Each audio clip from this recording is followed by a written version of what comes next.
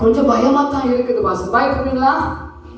பயப்படுறீங்களா? ஆண்டவர் சொல்றாரு பயப்படாதே, நான் உன்னுடனே கூட இருக்கிறேன். இன்னொரு காரியத்தை ஆண்டவர் வித்தியாசமா சொல்லுகிறார், வாசிக்கலாம்.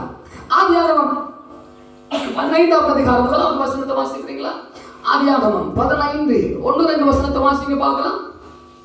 இந்த காரியங்கள் நடந்த பின்பு கர்த்தருடைய வார்த்தை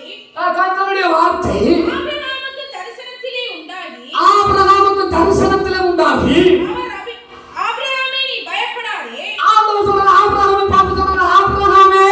அப்ப ஆபிரகாமுக்குள் பயம் இருந்தது. ஆமென் சொல்லுங்க. இத்தனை வருடங்களாக எனக்கு குழந்தை இல்லை. கிட்டத்தட்ட ஆண்டவர் அறிந்து கொண்ட பிறகும் எல்லா காரியத்தையும் கூட்டி கலந்து பார்த்துகிறார். 40 வயசுல திருமணம் ஆகிறார். கிட்டத்தட்ட 60 வருடங்களுக்கு மேலாக அவனுக்கு குழந்தை என்கிறதே இல்லை. அப்ப அவனுக்கு ஒரு எதிர்காலத்தை கொண்ட ஒரு பயம். அப்ப நான் என்ன செய்ய போகிறேன், என் சந்ததி எப்படி பெருகுமோ என்கிற ஒரு பயம். ஆண்டவர் சொன்னபடி நான் வந்துட்டான். ஆனால் உள் மனசுல ஒரு பயம்